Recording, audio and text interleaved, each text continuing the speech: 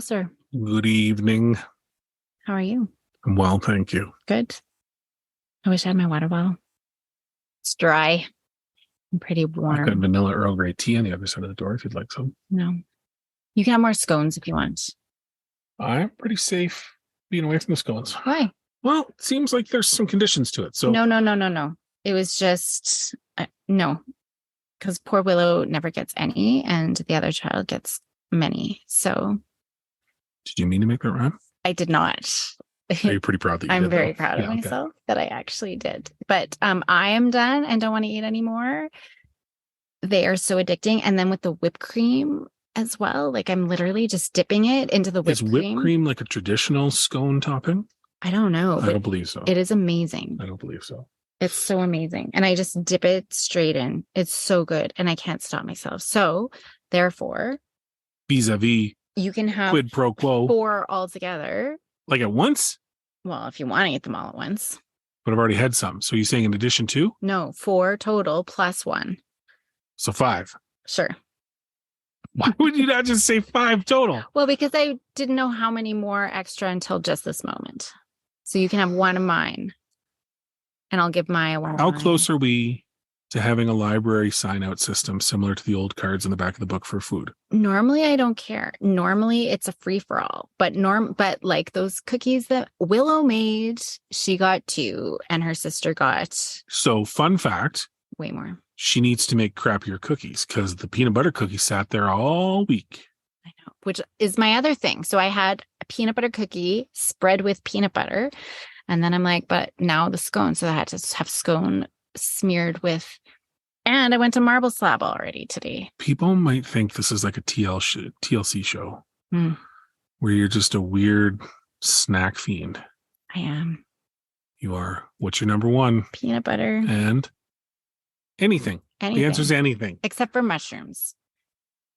Have you tried? I have, because in Ireland, when I was in Ireland, that was all they had in the fridge. So like a different potato famine? I don't get why they would only have mushrooms. That's all they had. Did you know the potato? No, it's because you'll just get angry. What? I was going to perpetuate my myth. No, it's not true. You'll go blind. Talking about? Okay, what were you? Special time? What are you talking about? What were you going to say? I was going to make the awful comment about potatoes. You can survive off potatoes? Yeah, but you can go blind. We'll go blind. Yes. I know this now, but it's more fun to bring it up and watch you get riled up about your savior coconuts. You can live for the rest of your life off of coconut. All right. Show me. I bet you can't make it 45 minutes until you've got some peanut butter on that coconut. If it's available, yeah. But I'm just saying, if there's nothing available and you only have one food source, what food source would you pick? Potatoes. No, you'll be blind. Potato. I think I remember the fact was you could survive for an extended period of time. Yeah. On potatoes and butter because they have most of the nutrients you need to not die. Guess what has all? Coconut. And peanut butter. No, peanut butter is. But aren't potatoes like not even real? Like, isn't that? Shut your mouth. What are you talking about? We just had them for dinner. They're not even real. Imaginary legumes. I shouldn't say they were not real. But they were like man-made. They weren't a natural food, right? I'm pretty sure they've been man-made. Or is that corn? Yeah, and whipped cream just comes out of cows that way. No. The best foods in the world have some interaction with the human species. I'm just saying, coconuts don't. And peanuts are natural. You can just crush them. Yeah, you've done that. And it tastes like peanut butter cardboard. It's awful. Delicious. No, it does not. Yes, it does. It is the driest, most sad food on the planet. It's so good. The only thing worse is that little dessert they give you on the airplanes that you think is going to taste good and it doesn't. That's the worst. I like airplane desserts. Shocker. I like all desserts, though. I could eat when we went on our trip over the Christmas holidays, I went to pretty much every buffet to check out their desserts. Yeah, and you were mean mugging the coffee shop sweets too there that one time. Oh, yeah. Yeah. I love them. But peanut butter is my number one thing. So I go through, I have about 1 to 2 cups a day is what I figured. out. How are you not my size? I know. How am I the big ugly gorilla in this relationship? Because it's 100 calories per tablespoon. And there's 4 tablespoons for quarter cups. So that's 400 times 4. That's 1,600 calories of peanut butter a day that I eat. But then you really only load up on spinach and stuff for the rest of the day, like legit. And it's not like you're slathering peanut butter on bread and bagels and stuff. Sometimes crackers. Like today I had 4 crackers, like Revita crackers. Yeah, they'd be awful crackers. They're not good crackers. They're delicious crackers. No. So, dear listener, anytime she refers to anything and you think in your head of the yummy version that you like to eat, that is not the version she's talking about. But the scones and whipped cream are full on sugar, flour, sweet. Yeah. And yummy whipped cream. They're amazing. So good. They're amazing. Desserts are everything that people would expect them to be. Not always. I'm just saying my day-to-day peanut butter. Peanut butter and... My day-to-day peanut butter addiction. Well, I would eat, that and like half a head of cabbage every day. I'm off the cabbage. It hurts my tummy, but celery. So I can eat a stalk of celery with peanut butter a day. Unless it's bagged. Unless it's bagged. Bagged celery sucks. Notice that those 2 bags you bought me are still in there. Yeah, They're I did. Terrible. Well, I ain't eating them. Dogs are barely eating them. This is what people tune in for. This is why they subscribe. Okay. My question is... Yes, I think living with girls is crazy. Next. Why? What? Huh? Why? Have you listened to yourselves or hung out with you guys? You 3 are nuts. And it's getting weirder. Why? Don't do the why face. Don't do the why face. You have no substantial. Want to take a couple steps back again? Dinner time is proof. Like what? What happened that makes us crazy? Today was actually pretty relative because I cooked good dinner, so you guys were enjoying it too much to be weird.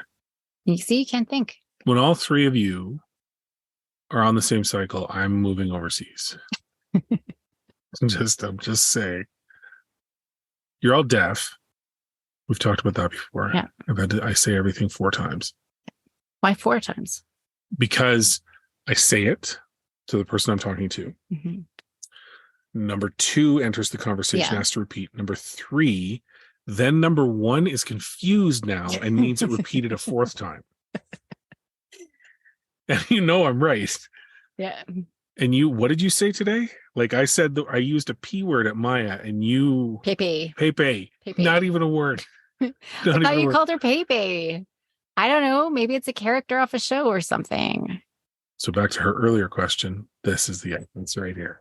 Anyway, sorry. What's your question? Yesterday we were talking about... Oh, I probably shouldn't even say it. I'm trying to keep this one... Good? Non-embarrassing? No swears. So what I was about to say wasn't a swear, but totally R-rated content. About my content yesterday. Yeah. Comment. Okay, question is, should we teach our children parenting skills? And why? One way or the other. Like our parenting skills or proper parenting skills? Yeah, that's true. Yeah, what's the grade here? But explicitly teaching them how to parent. Well, yeah. I don't know what to say to that because no one taught us parenting skills. We had one class before a kid entered our life. And it wasn't even a parenting class, was it? Yeah, it kind of was because they talked a bit about post-delivery, right? But not how to raise a baby. It was, this is how you put a diaper on. Did they even do that actually? Yeah, we did. Because I don't think we ever put a diaper on properly. Well, because we are the premier parent couple. Because yours were usually backwards. No. Often. Now, in my defense, our children catapulted poo in directions that no diaper would catch. So putting it backwards wasn't a bad thing. That's the thing that I'm like, how is this even possible? There were times that poo shot up into Maya's hair. One of our children's hair. All the way up her back into her hair, but nothing in the diaper. Yeah. How is that even possible? 100%. So again, back to your question about teaching everything we know. A couple of times I forgot to put a diaper on completely. Yeah, 100%. One time, one of the kids took after one of their parents and was throwing poo around. So Okay. Yeah. Teaching the kids parenting skills. I'm really struggling with how to frame this. Can you define what you think some of those core skills are? Well, what do you think they are, actually? This is good. See, it's funny because there's two parts, right? Like I see, if I think of it like parenting skills is what we talk about, like in the context of this podcast, yeah, absolutely. We need to teach them how to communicate and express themselves and be caring and all that. But that's not necessarily a parenting thing. That's a decent human being thing, right? So then I'm like, okay, well, what is parent? This is a good question, because what is parenting? We really let's take a step back and what is the definition of parenting? Mm-hmm. It, I wish people could see your face right now. This is a great question because I've never thought about it like this. So parenting, my definition of parenting, and I'm sure it won't be a great definition on the spot, is to take on the responsibility of caring and educating, caring for and educating and preparing another human being to go out into the world, right? And be a positive contributing member of whatever society you're in.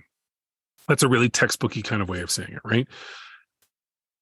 But when you peel that back, yeah, I guess if I was to simplify it, my answer is yes, you should teach kids parenting skills, because parenting skills should just literally be there should be functional skills in how you do things that run a house or, manage your life or things like that. But there's another component to it, which is the more subjective.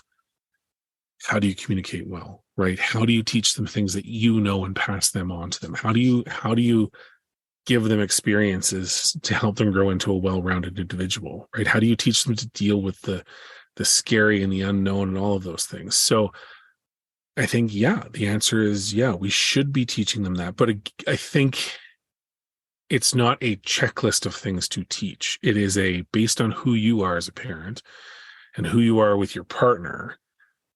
What are the important things that you demonstrate and want them to learn?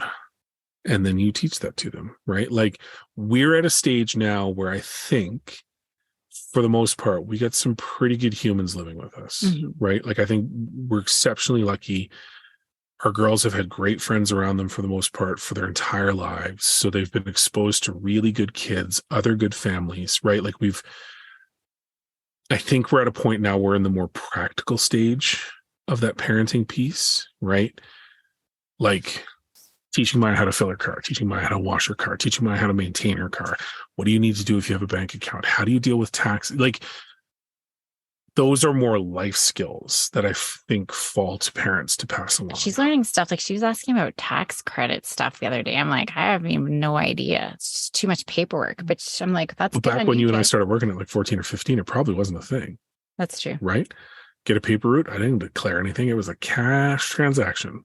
McDonald's. Send my money back to the Calgary Herald and the balance was mine. Yeah. So yeah, I think yes. I think as a parent, your job is to be teaching them all the time, period. And what you're teaching them is just a reflection of who you are. But explicit, like, because there's babysitter courses, for example. Yes. And some of those are actually pretty good. Like, I think even if kids aren't going to babysit, because they learn those things like, what do you do if the toilet's overflowing?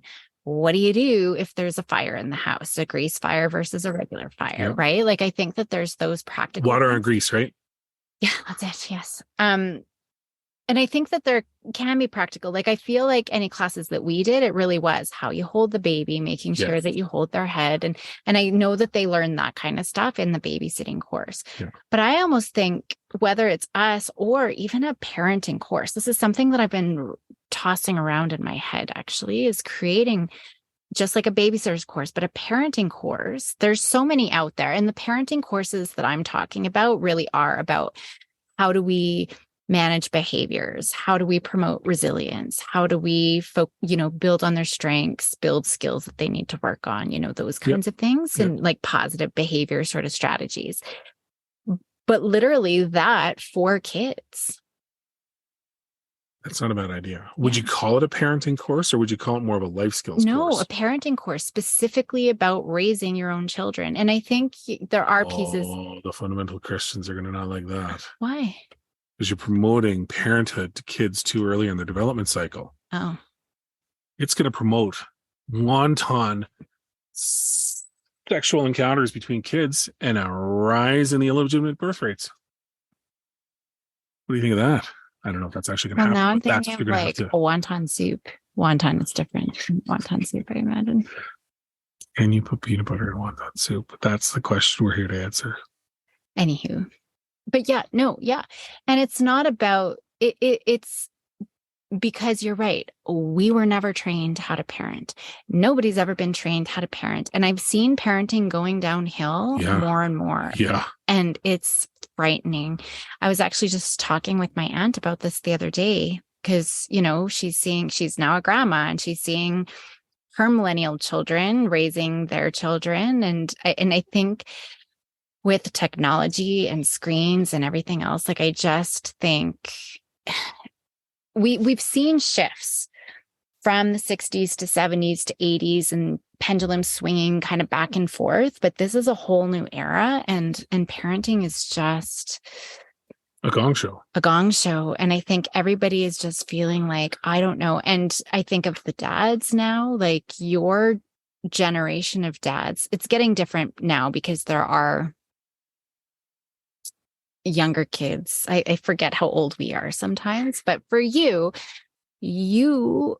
had a generation of fathers who weren't really around, who weren't really a big role in parenting, not like moms, right? You and I are Gen Xers. And so moms were still sort of the primary, right? The dads might be the disciplinarian, but they didn't have the same sort of roles and expectations that today's dad do have. And so you don't have those role models, right? Yeah. And so it's about building those skills to be good humans, but to know how to parent, how to interact, and I think it would actually help their own skills. How do you help your kids be resilient, face those things, work through conflicts. And I do think, it will support their own skills, but just knowing and how we interact with others. I think it's 100% so valuable for future generations, for our current generations, but future generations as well. And there is research kind of supporting this too.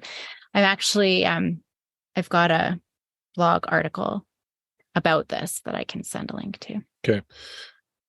I think you're right. And I see where you're going with it. You're it comes down to what we talked about before, right? Is there's a monumental threat to our kids and their kids about what reality is and how to interpret it. And then you're right. There's a component of that of how do you pass that along, right?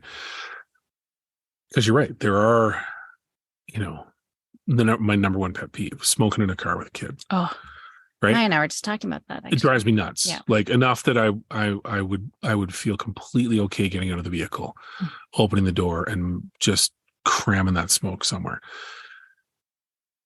But that's a learned behavior, right? That their parents probably smoked, so it wasn't that big of a deal. And so why is it a big deal? And until they're educated as to why it's a big deal, and it's not some personal affront to their rights and freedoms, they're never going to change, right? Those sort of lessons are going to become critical to kids as they're going to be subjected to 20 different versions of what a single reality might be.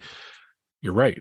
What are their core values that they can decide what's an appropriate response here, right? And I think of,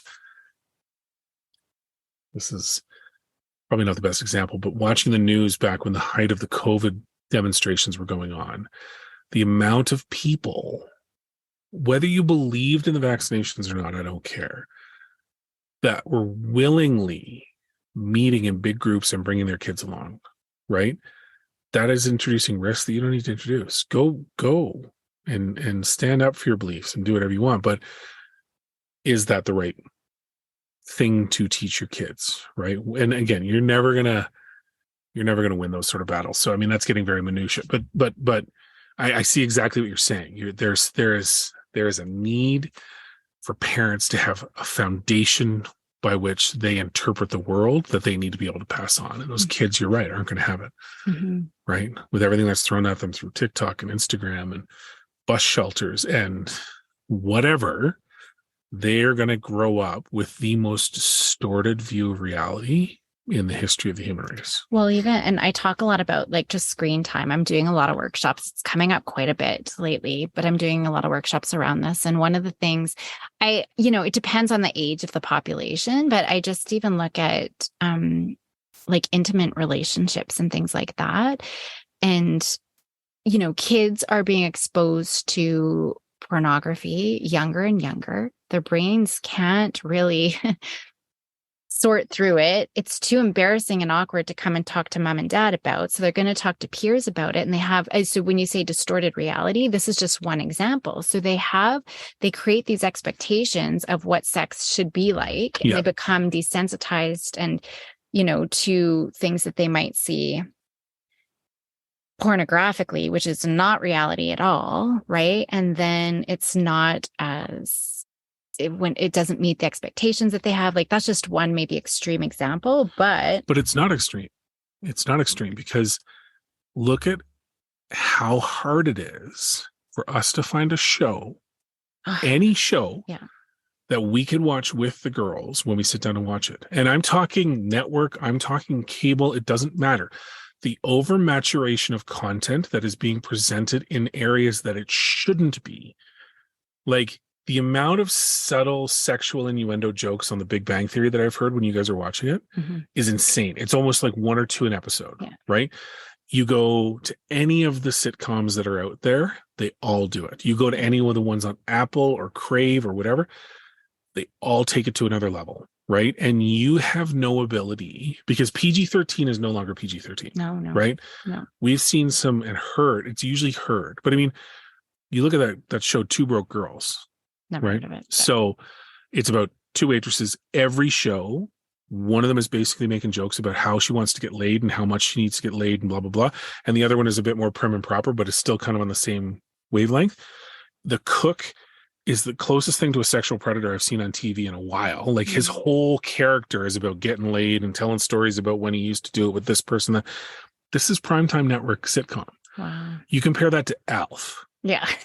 Right? Yeah. The biggest, most Punky taboo Beach thing was Rooster, Alf was trying to eat the cat. People lost their minds at PETA about that. Right. So there is no safe haven. And you can't even go to like the Disney Channel now and escape from it. The overmaturation of content and the presentation of it to all levels of kids is creating that distorted reality. Right. And so when you talk about screen time, take the technology and the impacts of that out of it and just look at the content. Yeah. That's bad. Yeah. Right. And it carries through to everything. Like when I made the comment about bus shelters, marketing is so good now that these multi-touch point experiences to sell a product are super common. You'll see it on a bus stand. You'll see it on a billboard. You'll see it as you go in an elevator. You'll see it on your TV. You'll get a little text message, whatever it is. So there's no escaping it. Yeah. So you're right. How do you prepare the next generation to establish and understand a core foundation of their beliefs and their values and whatever you want to call it, and then give them the tools to start slicing through what they're seeing? Yeah. Because they're going to be lost and you're going to have idiocracy everywhere. Right? It's true. That's where we're barreling to. And I see, so I think that that's one piece, and there is research supporting the importance of teaching parenting skills to our kids. And then I've also been looking at another body of research. I won't call out the population, but just traumatized populations, right? And in intergenerational trauma and epigenetics and all of those kinds of things. But when we look down, we were just talking about this the other night, they're not looking at the effects of their parenting, their they were abused, they were neglected, there's addictions, there's everything else, but it's all going back. I'm not addressing how my parents parented me. I'm going back generations to these people who did this to us. Yep. And so there's blaming generations back. And I don't want to take that trauma away. However, we're not addressing the parenting that is being passed down. They never learned through the generations, through their own trauma, how to express themselves, how to be emotional, having that safe vulnerability, building trust, building safety, being able to connect. And so we're seeing disrupted attachment and addictions, and it's just being repeated over and over and over again.